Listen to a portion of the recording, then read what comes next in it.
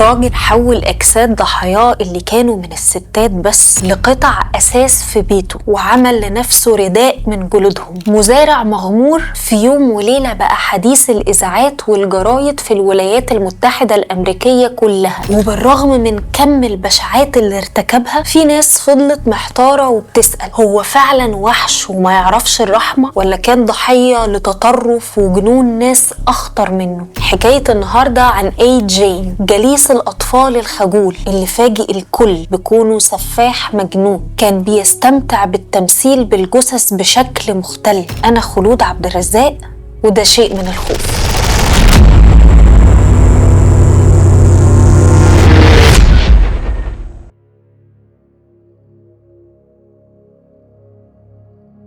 في يوم راح المأمور آرثر شيلي لبيت عيلة جين، بيت كئيب مكون من طابقين كانت بتعيش فيه ست تصرفاتها غريبة اسمها أوغستا جين. اعتزلت الناس في المزرعة البعيدة دي ومنعت ولادها من ان هم يختلطوا بأي حد جوه البلد. بيتها على طول كان كئيب، لكن من ساعة ما ماتت البيت بقى كئيب أكتر. من سنين ما فيهوش كهرباء بسبب الامتناع عن دفع الفواتير. أخذ المأمور آرثر كشافه وبدأ يدخل للبيت. بيت كان ضلمة جدا وريحته بشعة. حاول آرثر انه يشوف اي حاجة علشان يستكشف المكان. كان فيه كمية كبيرة من الزبالة في كل مكان، وكان فيه حاجة غريبة متعلقة في السقف. في الاول كانت باينة كأنها جسم حيوان، لكن لما قرب آرثر اكتشف ان ده جسد بشري متعلق في السقف ومتثبت بخطاف. راسه مقطوعة واعضاؤه كلها متقطعة، وكان باين جدا انها جثة لست. بدأ يفتش باقي البيت على أمل إنه يلاقي الراس علشان يثبت هوية صاحبة الجثة، وما دورش كتير علشان يلاقوا الراس في المطبخ محطوطة جوه كيس من القماش. كانت الراس لبرنيس ووردن، ست اختفت من المحل بتاعها بشكل غامض، ودي ما كانتش الحاجة الوحيدة اللي لقيتها الشرطة يوميها في بيت الرعب ده. لقوا تلاجة مليانة بالأعضاء واللحوم البشرية مع 10 رؤوس لبني آدمين، كانت موجودة في أماكن في البيت بترجع كلها لستات. تم نزع الجزء العلوي من جماجمهم علشان يتحول لطبق للأكل. وكمان في 6 أقنعة اتصنعت من وجوه بشرية مسلوخة، ورداء طويل مصنوع من الجلد البشري اتركب له أثداء حقيقية. البيت كان أشبه ببيت الرعب لدرجة إنهم لقوا فيه أباجورات وقطع أساس وسراير اتعملت من جلود وعظام بشرية، وكراسي بطانتها كانت مكسية بالجلد البشري. ومن أكتر الحاجات الغريبة اللي لقوها وأكترها رعبا كانت صندوق جزم فيه 9 أعضاء جنسية منزوعة بالكامل ومدموغة بعناية كبيرة، وكمان أنوف وشفايف مبتورة اتعلقت كلها بخيوط كزينة للشبابيك. لما خلص أخيرا المأمور آرثر ورجالته التفتيش، كانت الناس كلها في حالة من الصدمة والذهول. ما تخيلوش أبدا إنهم يشوفوا مناظر زي دي في يوم من الأيام، خصوصا في بلد صغيرة وهادية زي بلينفيلد. اللي حصل كان بشع لدرجة إن المأمور آرثر تعب صحيا بسبب كم البشاعة اللي شافها، وده باين عليه في السنين القليلة اللي بعد كده. فضلت الكوابيس بتاعت الرؤوس المقطوعة والجثث المسلوخة تطارده لحد ما للأسف قضت عليه. أما أهل البلد نفسهم فكانوا حاسين بخوف وحيرة وألم طبعا. معظمهم ما قدرش إنه يستوعب إن إيدي الشخص الخجول اللي كانوا بيأمنوه على أولادهم كجليس للأطفال هو صاحب كل العمليات البشعة والسفاح المجنون اللي بيتلذذ بتقطيع أوصال النساء وتشويههم، لدرجة إن كان في ناس بيغمى عليها من الصدمة. ومن هنا خلينا نروح لإيدي ونتعرف أكتر على حياته.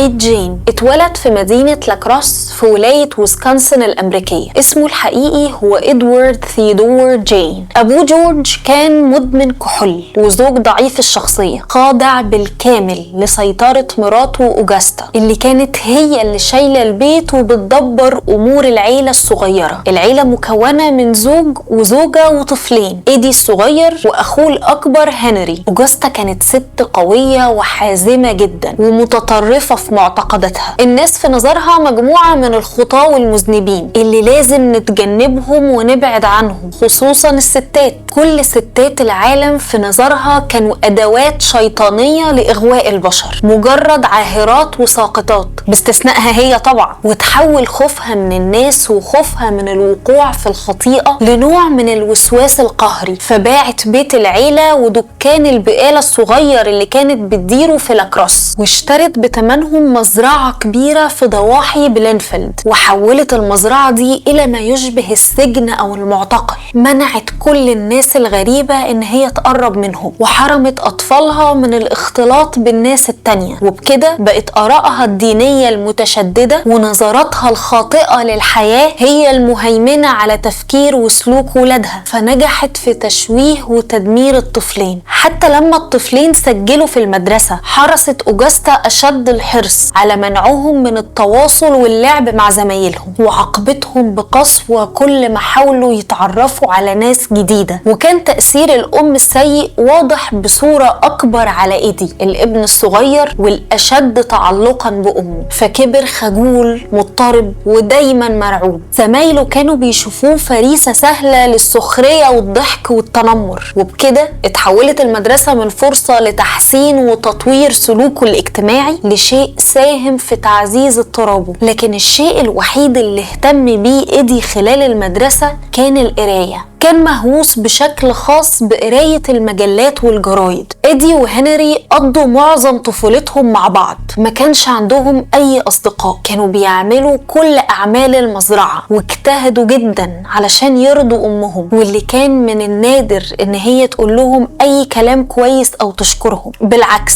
غالبا كانت بتعرضهم للإهانة والتعنيف بسبب ومن غير سبب. وسنة 1940 الأب مات بسبب نوبة قلبية، وبموته اتغيرت حياة الأخين بشكل جذري. بالرغم من ان الأب ما كانش ليه دور يذكر في حياة ولاده وكان عاطل عن العمل أغلب الوقت، إلا ان الأعمال المؤقتة والمتفرقة اللي كان بيعملها من وقت للتاني كانت بتوفر فلوس كويسة للعيلة. وبموته اضطرت أوجستا بالسماح لولادها انهم يشتغلوا علشان يقدروا يجيبوا فلوس زي والدهم. الولدين اشتغلوا في وظائف مؤقتة بتعتمد اكتر على الجهد البدني ومش بتتطلب اي مهارة او خبرة، زي شيال او عامل للنقل والبناء والزراعة. واشتغل إيدي كجليس للاطفال في بيوت الجيران، وكان بيحب الشغل ده جدا لانه كان بيحس براحة وعفوية لما كان بيتعامل مع الاطفال. وبمرور الزمن وباندماج الاخين اكتر في الحياة بدأ هنري يتمرد على قيود وقوانين امه، وبدأ ينتقد طريقتها في الحياة لدرجة انه كان بيجادلها على تأثيرها السيء والمدمر على حياة أخوه الصغير، وده كان بيضايق إيدي الخاضع تماما لأمه. ويوم 16 مايو سنة 1944 حصلت حادثة بشعة في مزرعة عيلة جين. الحادثة دي غيرت كل الأحداث بالكامل.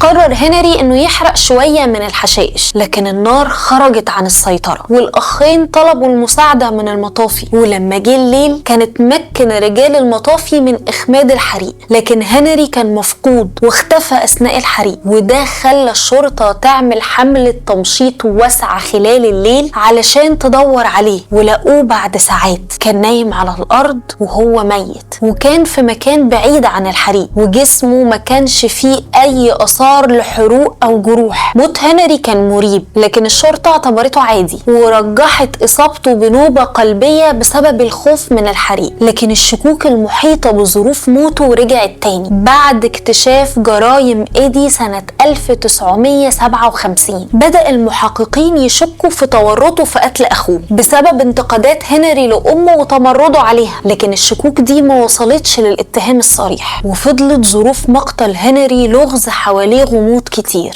رغم ان إحساسي الشخصي بيقول ان اللي ممكن يكون متورط في قتل هنري فعلا هي أوجستا نفسها مش إيدي، ست عندها القدر ده من التحكم التحكم والعجرفة. أكيد شافت في هنري خطر على مخططها في السيطرة والعزلة عن الناس اللي تعبت فيه من سنين، خصوصا مع وجود ابن تاني خاضع تماما ومؤمن بكل أفكارها الشاذة. يا ريت انتوا كمان تشاركوني برأيكم في الكومنتات. هنري مات ازاي؟ سنة 1945 ماتت أوجستا جين بسبب نوبة قلبية، وموتها كان صدمة وخسارة كبيرة لإيدي. أمه كانت كل حاجة بالنسبة ليه، وبموتها كل حاجة حواليه انهارت، وفضل وحيد في المزرعة وقفل البيبان على نفسه وحاول يخلي كل حاجة زي ما كانت أمه موجودة بالظبط، واكتفى إنه يعيش لوحده في أوضة صغيرة جنب المطبخ، وكان مستمر في الأشغال المؤقتة من وقت للتاني. أما أوقات فراغه الطويلة فكان بيقضيها في قراية المجلات والكتب، خصوصا اللي بتتكلم عن الموت والقتل والسادية والتعذيب، وأعجب جدا بقصص المعسكرات النازية، واستهوته بشكل خاص تجارب النازيين الوحشية على البشر. ومن شدة إعجابه بالقصص دي كان بيروح يجيب كتب تشريح علشان يتعلم منها أصول تقطيع الأجساد البشرية. ومن ناحية تانية موت أمه كان سبب في إطلاق غرايزه المكبوتة، فحس برغبة جديدة في إنه يعمل علاقات مع النساء،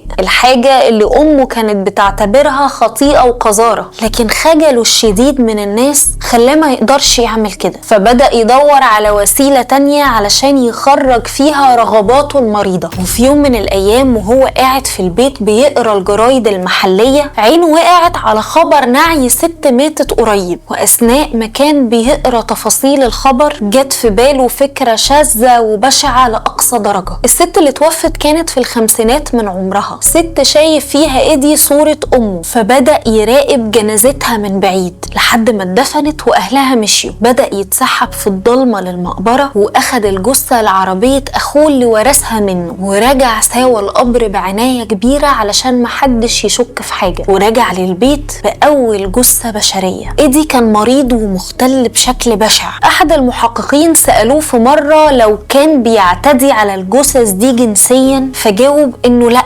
علشان ريحتها كانت بشعة، لكن مع ذلك احتفظ بجميع الأعضاء الجنسية للجثث اللي أخدها لبيته وخباها في صندوق للأحذية. ده غير إنه صنع من جلودهم رداء كان بيحب يلبسه ويرقص بيه على أنغام في خياله هو بس. في بعض المصادر الأمريكية اللي كانت بتقول إن إيدي نبش قبر أمه كمان، وإشاعات تانية اتكلمت عن إنه كان بياكل لحوم البشر. مفيش حاجة بتثبت ده في الحقيقة، وفي نفس الوقت مفيش حاجة بتنفيه بشكل قطعي. تلاجته كانت مليانة باللحوم البشرية، وكان في قلب بشري جوه طاسة على البوتاجاز. وبغض النظر عن الأقاويل والقصص الكتير اللي الناس كانت بتتداولها عن إيدي بسبب شهرة القضية الكبيرة، فإن الحاجة الأكيدة إن هو كان عبقري في تعامله مع الجثث. كان بيعلقها في السقف ويبدأ إنه يحولها لتحف غريبة، زي إنه كان بيصنع أطباق من الجماجم أو فازة من الأسداء. وكمان كان بيستعمل الإيدين والرجلين علشان يعمل قطع من الأساس ويعمل أقنعة من الجلود المسلوخة. استمر إيدي في زيارة المقابر ونبشها، وساعات كمان كان بيكسل ياخد الجثة كاملة، فكان بيكتفي إنه يقطع الجزء اللي محتاجه منها. وبالرغم من كل ده محدش قدر يكتشف القبور المنبوشة دي كلها.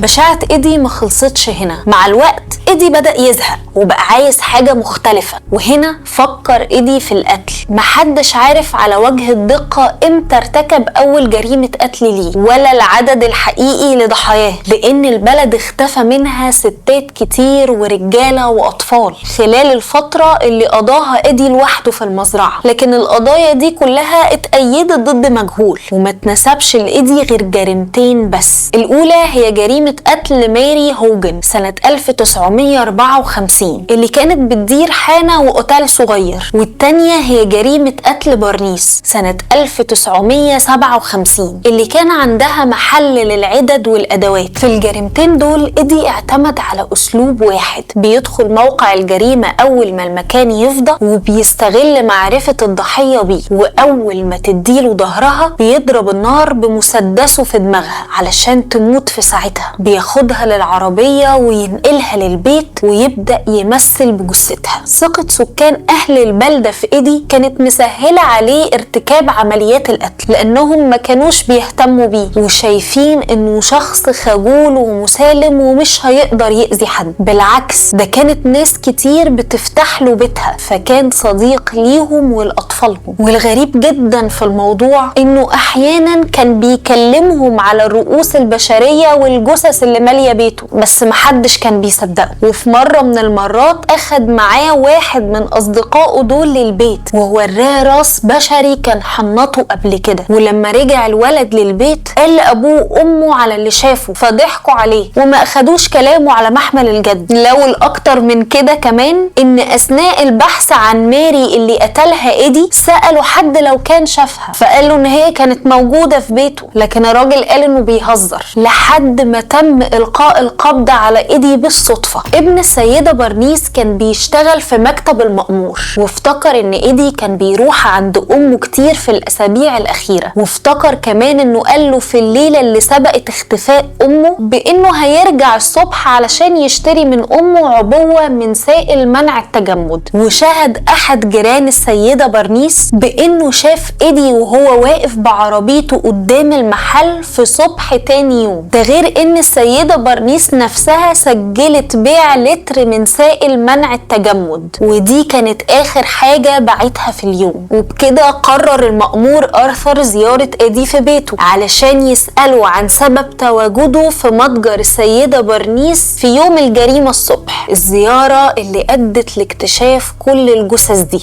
في أول يوم لاعتقاله ايدي فضل ساكت خالص ورفض انه يتكلم مع الشرطة، لكن في تاني يوم بدأ يتكلم وبدأ يروي تفاصيل جرايمه بحماس وإسهاب غريب، وبان عليه الاستمتاع وهو بيروي التفاصيل للشرطة، لدرجة ان المحققين نفسهم بدأوا يحسوا بالقرف من اعترافاته وما صدقوش ان في انسان ممكن يرتكب كم الشرور دي وكمان لسنوات طويلة من غير ما اي حد يكتشفه. واقتنعوا تماما بانهم قدام انسان مجنون. ايدي قال للمحققين ان معظم الجثث اللي لقوها في بيته هي لنساء اصلا ميتات، ولما رفضوا تصديقه اخدهم بنفسه للقبور اللي نبشها علشان يتأكدوا، وفتحوا 2 من القبور دي وبالفعل التابوت كان فاضي. لقوا في بيت ايدي 15 جثة كلها لستات. بعد ما اتقبض على ايدي بيت المزرعة اتعرض للحرق وتحول لكوم التراب، ولما قالوا له ان البيت اتحرق قال لهم بهدوء احسن، والاغلب ان سكان المدينة هم اللي حرقوا البيت. خلال محاكمته الاولى سنة 1957 قرر القاضي ان ايدي غير مؤهل عقليا للمثول قدام المحكمة، فتم تحويله على احدى المصحات العقلية اللي قعد فيها 11 سنة، لحد ما الاطباء شافوا ان قدرته اتحسنت على المثول قدام المحكمة مرة تانية. وبكده اتحول تاني سنة 1968 وتمت ادانته بجريمة قتل واحدة، لكن بسبب مشاكله النفسية تم تحويله لمصحة عقلية مرة تانية علشان يقضي فيها بقية حياته. الاطباء في المصحة قالوا ان ايدي كان من احسن المرضى عندهم. ايدي نفسه كان في غاية السعادة وقضى سنين كويسة. في يوم 26 يوليو سنة